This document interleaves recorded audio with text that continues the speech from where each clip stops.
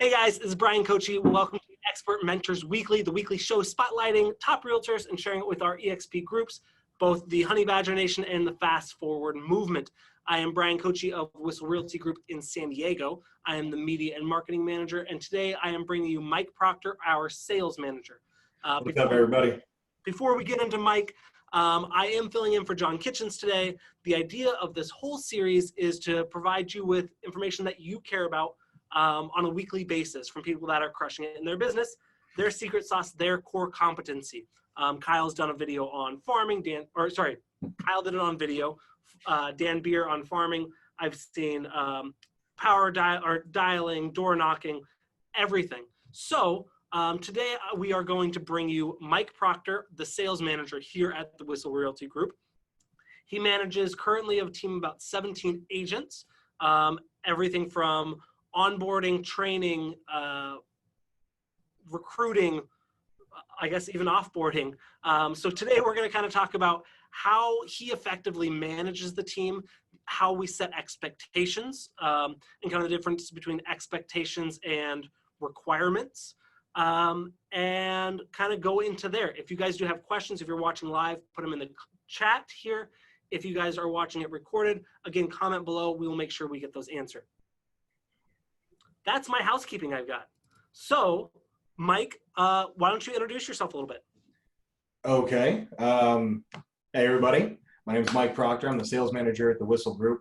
Like Koci said, I manage a team here on the Whistle Group of 17, but I actually oversee all 41 agents in the group. So we do have like a brokerage model, if you will, where we have independent agents as well as team agents. And I'm the one that gets to herd the cats. I'm the one that gets to, Koci is a big fan of cats, so that's kind of a joke for him. But yeah, I get to do all the training, all the development. I'm the one that sits down and does the one-on-ones with everybody and creates the game plans and figures out how we're going to get them from A to B or A to Z. And then I get to crack the whip. It's a lot of fun. So that's excellent. Thanks, Mike. We wanted to dive in and kind of talk about how you do that. And instead of going surface level, we like to go really deep and go really specific on what exactly you do. So if you're a solo agent and looking to bring on a buyer's agent, if you manage a full team, if you don't want to create a team of your own, but maybe even join a team, I think there's going to be value for you in any of those circumstances to kind of know what should be expected or how to kind of expect it from others. Would you think that is going to be fair of this video, Mike?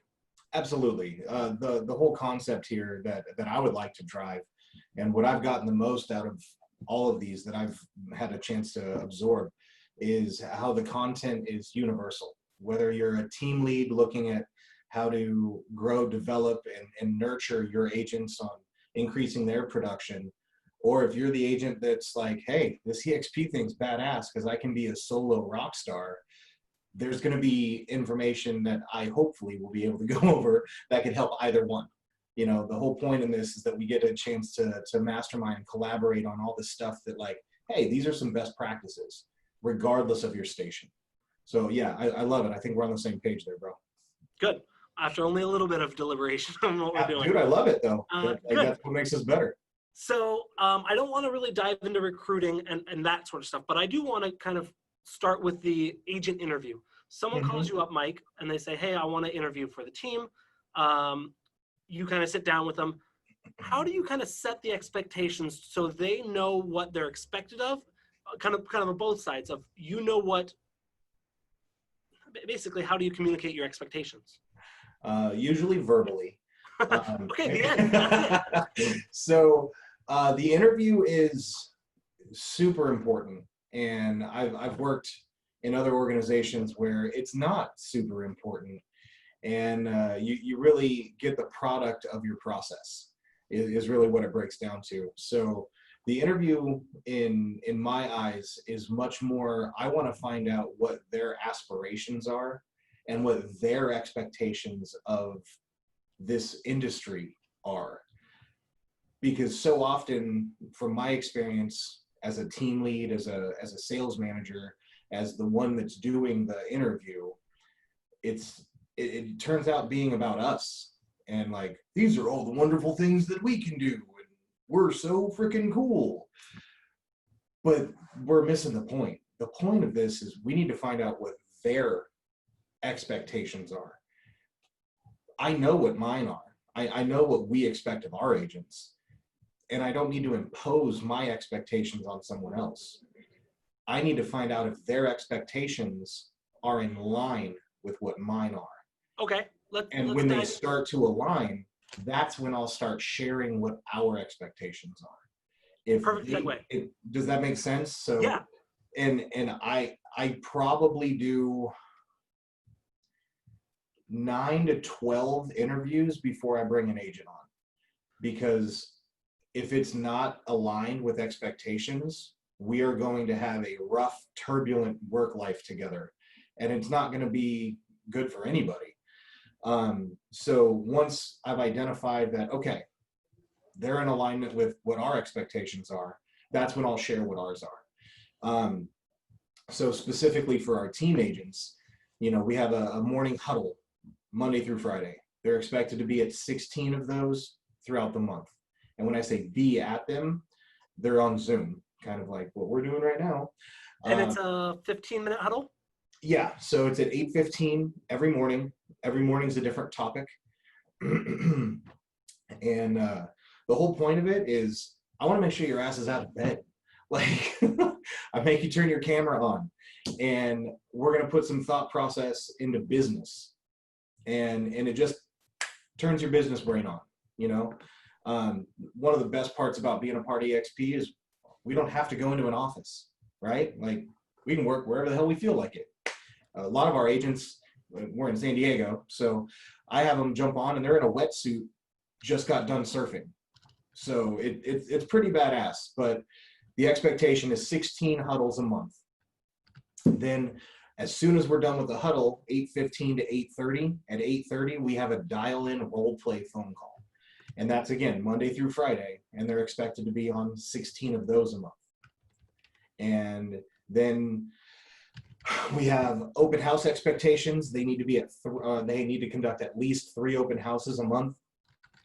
I run a in-person training every Wednesday, and that we go over listing presentation, we do buyer consultation, and we do objection handling and sales specific skills.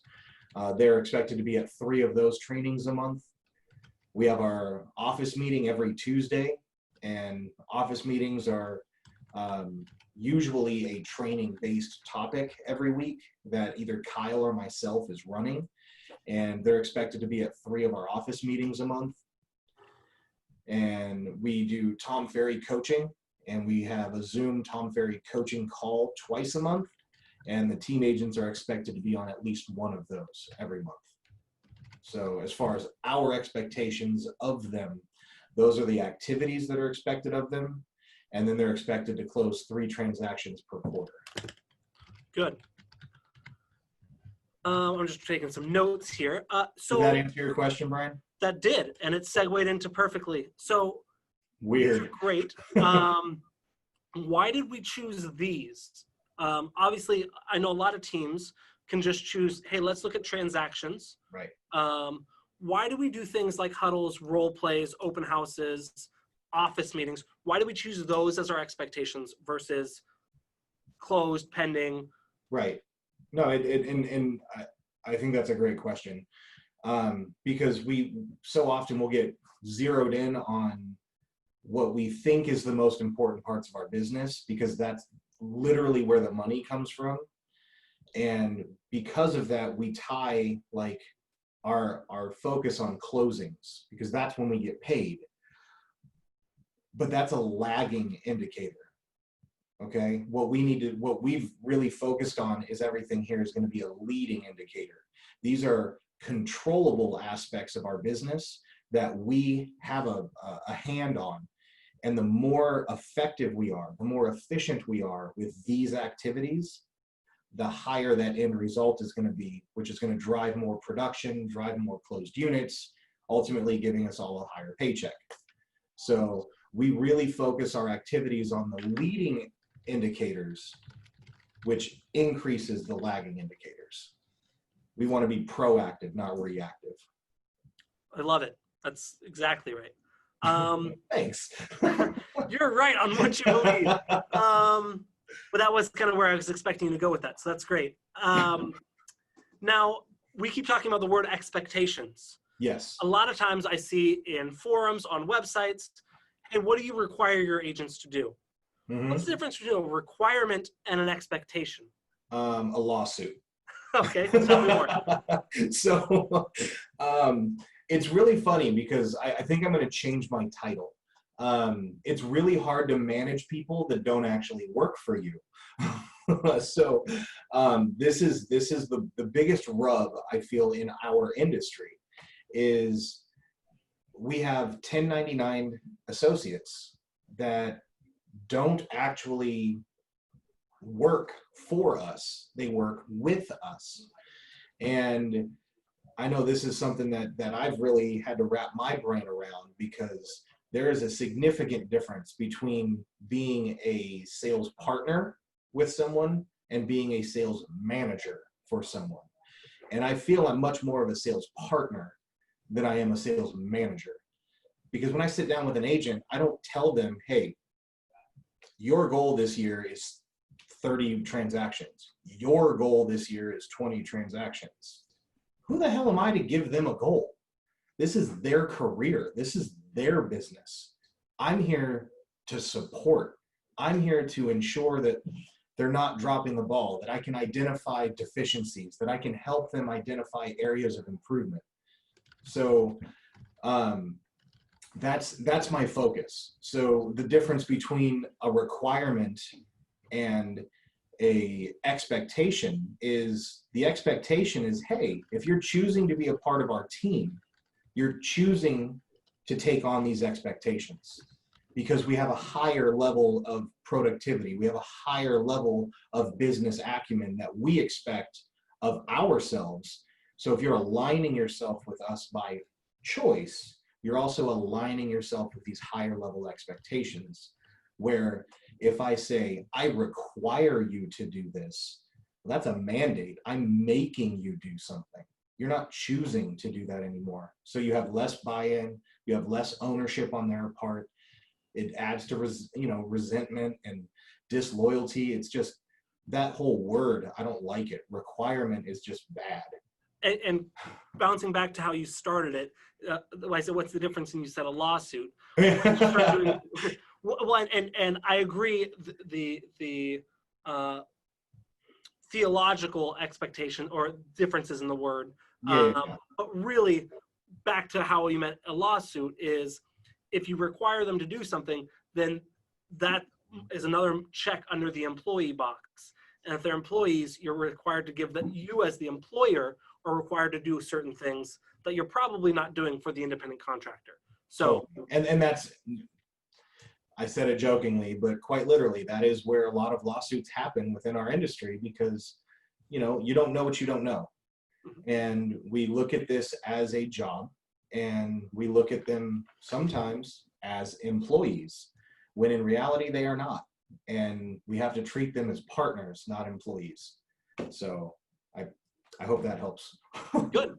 One thing you talked about when you were kind of filling that in is you help identify areas of improvement. Yeah.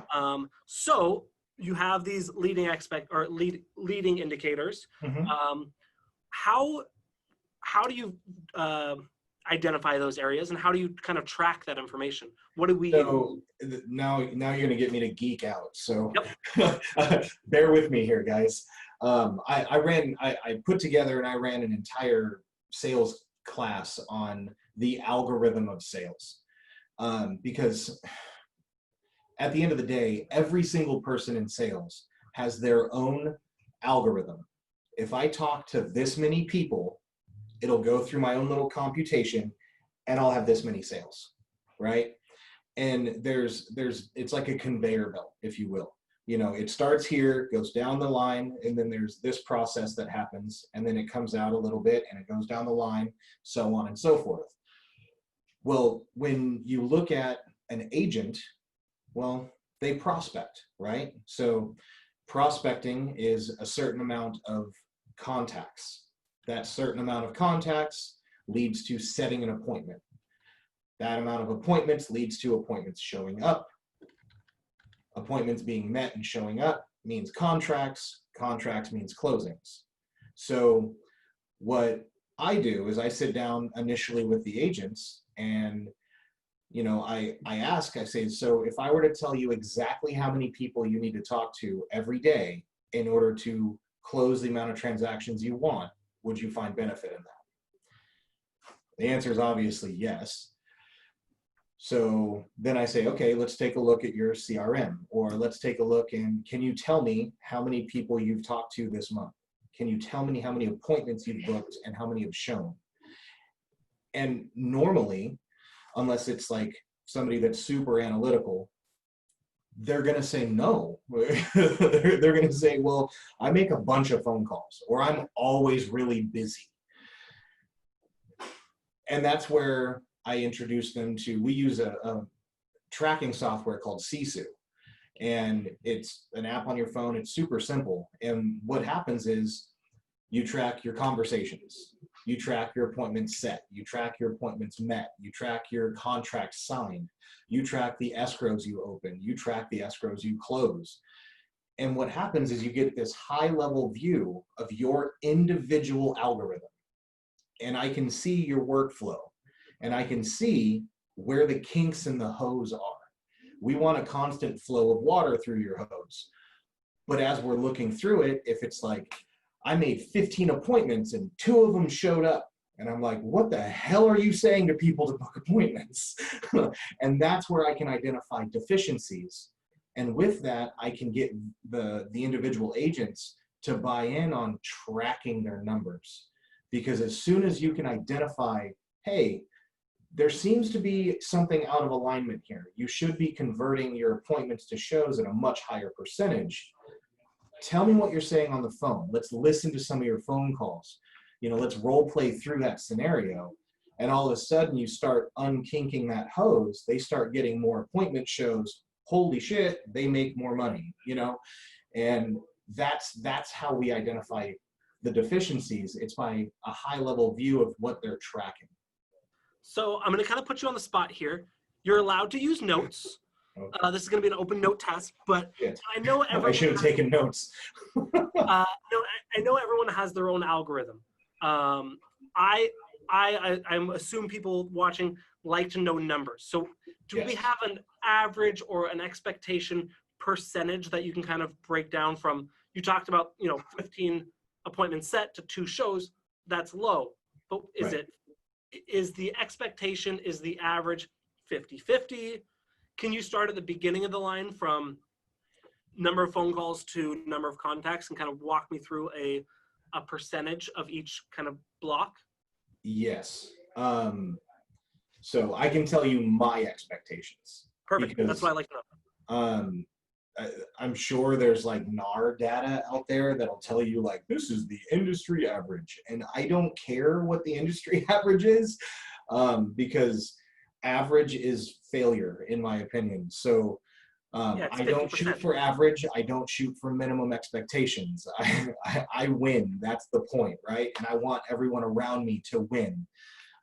So if these numbers I share right now are not in line with what industry average is, oh well.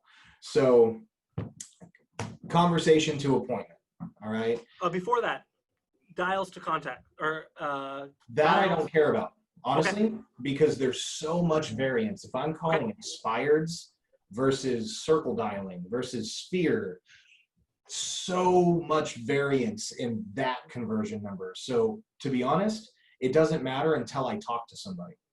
So I would rather start at that number. Okay, so I should be able to, out of 100 conversations, I should be able to be booking, I would say 12 appointments. So what is that, like a 8-to-1? Okay. 8 conversations to 1 appointment. 10 to 1. Let's just do that. 10 to 1. Make it simple. 10 appointments. Cool. 100 conversations should yield you 10 appointments. Okay. From those 10 set to show. appointments, from the appointments, you should have a 70% show rate. 7 out of 10 of your appointments should show.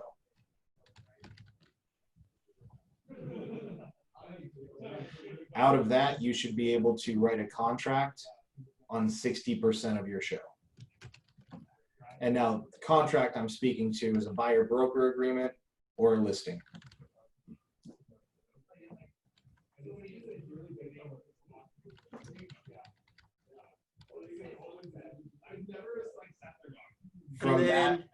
From that, you should get like an 80% close rate. So that should yield your closed transactions. Cool. So that would be my expectation for the agents. And if they're not hitting those marks, that's where I'm going to dig in. We're going to go into scripting. We're going to go into conversations. We're going to find out what they're calling, because maybe you're farming the wrong field. You know what I mean? Like, there's so many different ways we can go from that. But that's the baseline I use to ensure that we're going to be converting and helping these clients at the best possible efficiency. Perfect. I do want to kind of talk about, after this one, I do want to talk about what happens if you can't coach them up. How do you coach them out? But before we get to that, let's do the happy part first. Say they're doing at least 16 huddles a month, at least 16 dial in role plays, 3 open. They're doing all of their activities that you expect. Right.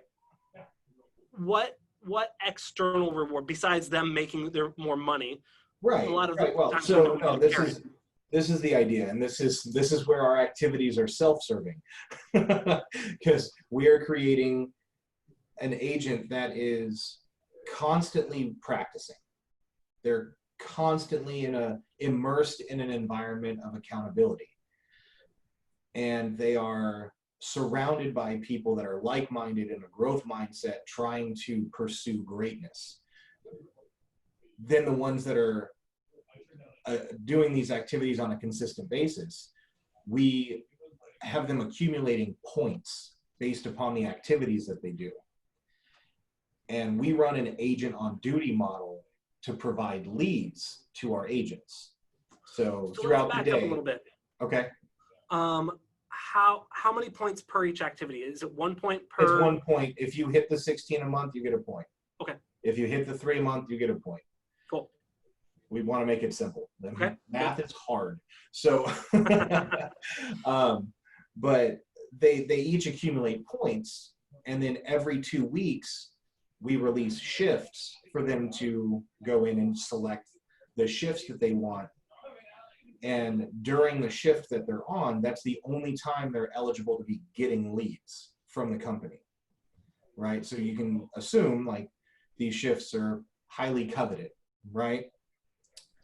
Based upon the amount of points that you've accumulated, you're ranked in gold, silver, or bronze status.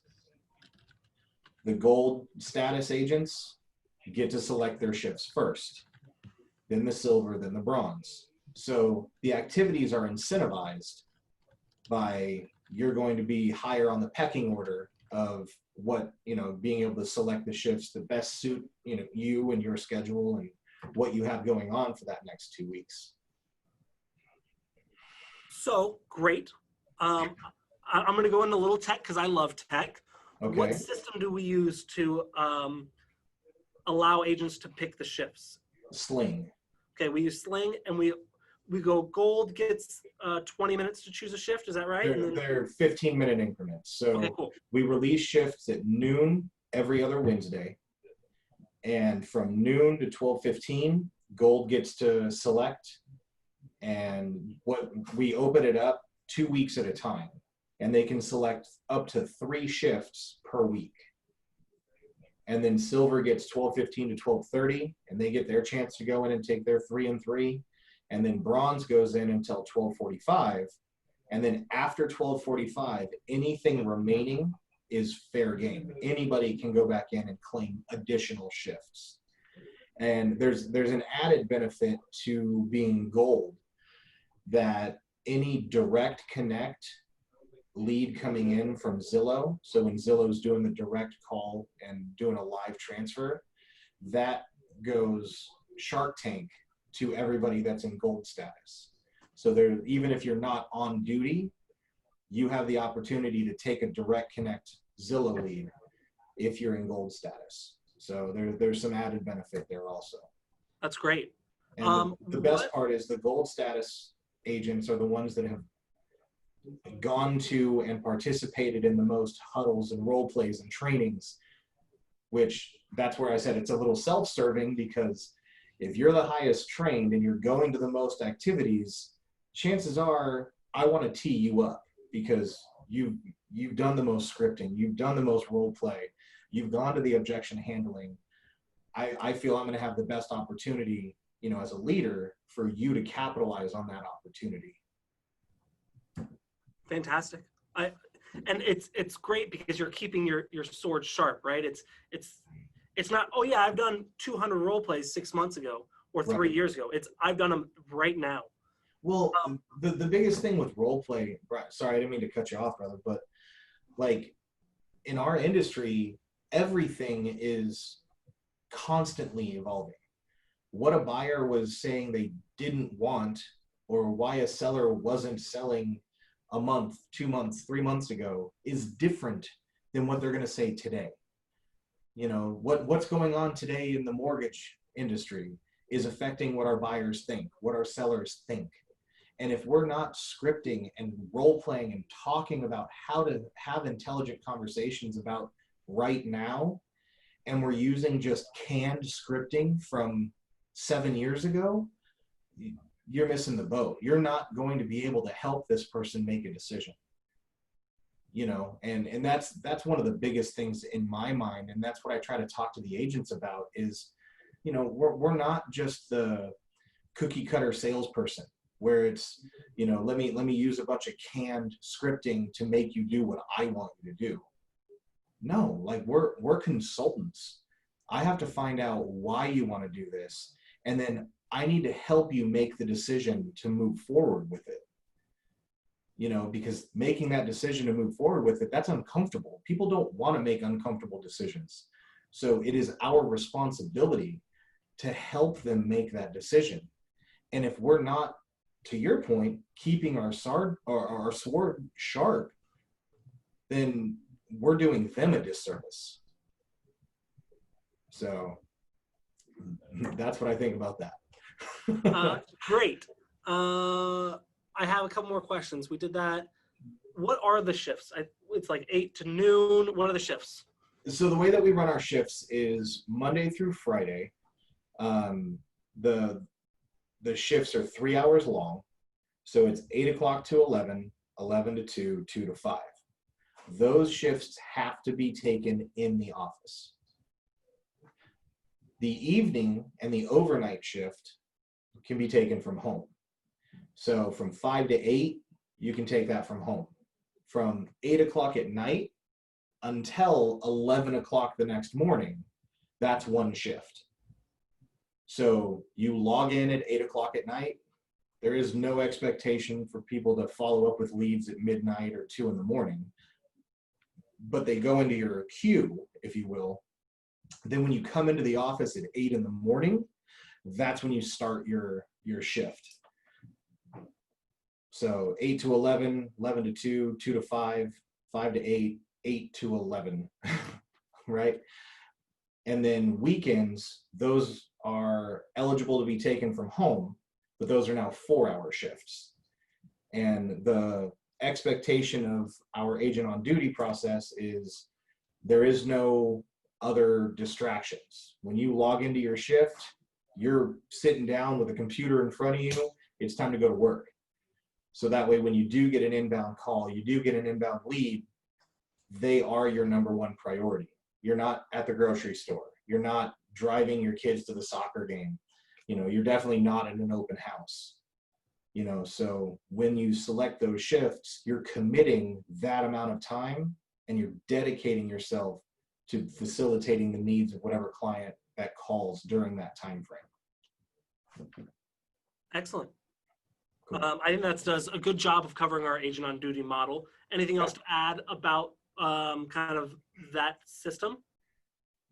I can tell you when we weren't running the agent on duty model, where it was just everything getting Shark Tanked out to everybody on the team. And it was like quickest to the phone would get the lead. Our conversion ratio was like 1.5% total, which is really bad. And since we've adjusted to this agent on duty model, we're just over 4% with our conversion ratio on a total lead flow. So yeah, this agent on duty model has made a tremendous impact on our conversion ratio of, you know, cold or inbound leads to booked appointments. And I've been here for about 5 years. Mike, you've been here for about 4 years. 4 years. Yeah. And so I've seen us kind of change system over and over and over again. Right. From it was kind of a round robin. So you get a lead, then I get a lead, then Bob gets a lead, then Sally gets a lead, then it goes back to you. Yeah. We found that didn't work. We were really heavy with an ISA model, had a couple of those where they would be the first point of contact. We found that didn't work quite as well.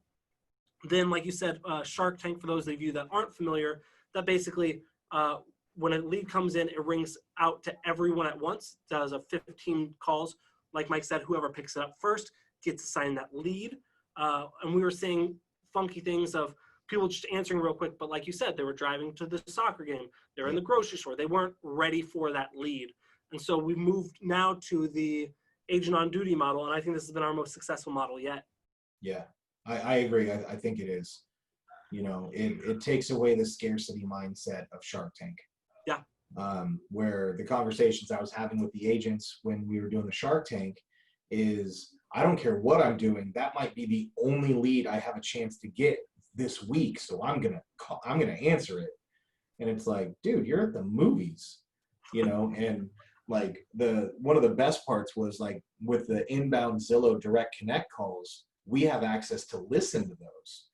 And there was an agent, we listened to one of the calls, and the agent was at the grocery store and just seemed so just put out because they had to answer this phone call. And they were like, I don't think I'll be able to help you with that. And so, but not necessarily the agent's fault. You know, we had built this around like speed to lead. You answer the phone, you do this. And now it's more in their control and there's ownership. And it's like, hey, I've got 2 shifts this week. I have 4 shifts next week. I'm good. There is no scarcity mindset. It's an abundance of mindset now. You know, and I think that's one of the best, you know, things that I can say about the agent on duty model is it gives the agents the authority. It gives them the ownership of being able to say, no, that 4 hours on Saturday, that's my time. That's when I'm getting fed. So it's pretty cool. I dig it. Good. I think you can relate to this. I think everyone watching this can relate. We all have agents that are on our team that we love and are rock stars, and we want to duplicate them. We also have people on our team that aren't quite a fit for the culture, aren't quite a fit for our expectations, whatever they are. If your expectations are different than ours, they probably are, that's fine. How do you, Mike, what's kind of the process? I know you like the phrase, I love this phrase, coach up or coach out. Yeah. At what point do you coach out? At what point do you have that tough conversation that even though you like the person, even though they're a good person and they're a good agent, they're not quite a fit for our expectations and our direction? Because there's nothing wrong with an agent wanting to do one deal a quarter that does it by sphere of influence and just kind of does inbound stuff. There's nothing wrong with that. However, that just doesn't happen to fit our culture. So we're going to agree to disagree because there's an awful lot wrong with that. But we work in a profession. We work in a business where we are helping people make the largest investment and purchase in their life. I vehemently disagree with somebody doing this casually. You have a responsibility to help your client. And if you're not in this business, then there's something wrong.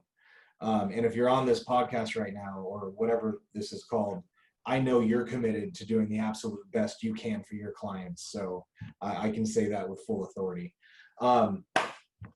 You need to love them enough to let them go. That's what it really comes down to, because I think you hit the nail on the head. These are good people. It's not that we don't like them. They're just not a good fit for what our expectations are or what our culture is. So you need to love them enough to let them go to somewhere that they are going to thrive, that they are going to fit in. And we have to remember, this isn't an employee. This is our business partner. We just need to let them know this partnership's not working, and this isn't the best partnership for them. This isn't where they're going to thrive. This isn't where they're going to, achieve what they're trying to.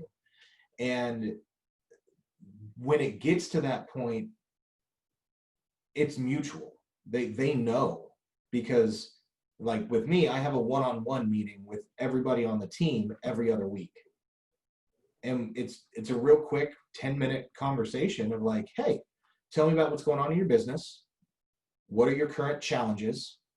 How can I help? Right? And it's 10 minutes, and they know, like, okay, this is what's going on with my business. I have these many escrows. I'm doing this. I'm doing that. And challenges. Okay, yeah. So I'm not getting the conversion that I need from door knocking or whatever their challenges are. And we can identify that and game plan on that.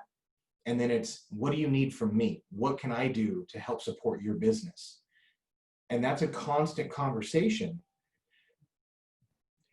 And in those conversations every other week, and then we have quarterly reviews of their numbers, they're well aware of where they're at to our expectations. Because remember, in the interview, they only got to jump on board if their expectations were in line with ours. So if at this point we identify that maybe their expectations have changed, because at that point it's a conversation of like, hey, your actions are not in line with your goals, right? So we have two choices. We can address the actions, or we can address the goal. And either one is fine. If your actions are just off course, cool, let's do some course correcting. Let's identify the areas that are going to help bring you back online to where you want to be, that goal. But if your goal has changed, if you were interested in doing 20 transactions a year, if you were interested in that, but you weren't committed to that, now we're going to have a different conversation, because we're aligned with people that are committed to their goals. You can be interested in all kinds of things, but when that delineation happens and you can identify it with them, it's a very simple conversation, because there's ownership in that. And they'll be like, you know what, I get it. I'm not in line with what everybody else is doing here. And that's why I feel uncomfortable. That's why I don't want to come to office meetings. That's why I don't want to do these things. And there's freedom in having that conversation. And you let them know that you care enough that you want to have that conversation because you want the best for that person. And being a part of our culture is causing friction with them, which isn't the best for them. So when you do have to have that coaching out conversation, that's all in line with the coaching up that you've been doing for the last 30, 60, 90, 180 days. So everybody's going to be on the same page when it comes to the time of you going, you know what, this probably isn't the best partnership. So about that, at what point do you have that conversation? I think you have some specific numbers if they don't meet this a certain number of months in a row, or yeah, it's actually part of the independent contractor contract that they sign when they join the team. So within any given quarter, so any 90-day period of time, if they don't hit the minimum expectations of production, which is 3 transactions closed, they're taken off of company lead flow. It's to help them really focus and hone in on the leads that they have and converting those. So nothing's taken away from them. We just don't add to their existing pool of leads, right?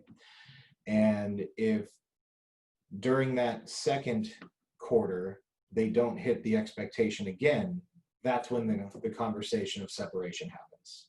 Cool. You know, and that's what I'm saying is like, after that first 90 days, it's a 90-day, you know, it's a quarterly review, and we sit down, we're like, all right, so we missed the mark a little bit here. So this is what we're going to do. Here's our game plan moving forward. Maybe we move from a bi-weekly one-on-one to a weekly one-on-one. So I get even more immersed in their business and helping them progress their you know, their conversion ratios. And when we have had to have that conversation, which is very few, when that conversation comes up, it has always been, yeah, I'm with you. I've been thinking about this for the last couple of weeks, you know, and it's almost like they're relieved. It's, yeah, no, I get it. This just isn't working. Nobody's upset. Nobody's angry, you know, because it's like, we're trying everything we can to be that partner, to be that support for them to be successful, you know, but everybody has their own way of doing things, and you've got to respect if their goal has changed, or if they had said that their goal was one thing when it really was something else. That's fine. You know, I respect that. I just can't achieve your goal here. High five. Respect it, unless it's part-time. Did we just talk about that? Yeah, we did. That's fine. So that's kind of what I wanted to go over. Are there any other things that you want to kind of touch on from, I mean, the whole life cycle of an agent on the team? Any other tips, anything specific? That's a big question. No, man, I mean, I think just going over how our expectations break down, how we reward the agents and incentivize them to participate in those activities. And then the specifics on like our agent on duty model, and, you know, the benefits of like the role play and the huddle and those types of things. You know, I think there's some good content in there that's definitely helped us move the needle, and hopefully it can help some people that are watching us move the needle. But yeah, man, I'm a big advocate of the way that, you know, Kyle's helped put this all together. So. Well, excellent, Mike. If people want to reach out to you, if they're a broker and are looking to hire a sales manager and would like your help, if they're a sales manager and they want to help mastermind with you and see what's working out, if they're an agent and want kind of your feedback on their business, or kind of to look at something and help them with their kink, what's the best way to reach out to you? Yeah, I would love that. I love picking the brain of other people in the industry on what you're doing, how you're doing it, collaborating on like, this is how I do my onboarding, and this is what I do for my training, and what do you do? And I've got like everything on Google Docs, so I'd love to share with you guys. So you can email me, mike@whistlerealty.com, or you can shoot me a text or call me, 619-843-4931. That'd be great, guys. Hit me up. Cool, guys. Thank you so much for joining us, for tuning in for this week's episode of Expert Mentors. Make sure to tune in next week. There's also a list, I'm not exactly sure where it is, of all of the recorded episodes from the past. So feel free to look through that, dive in.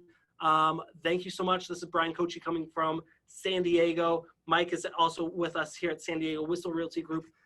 If you have any questions, reach out. We'd be happy to help out. See you guys. Bye.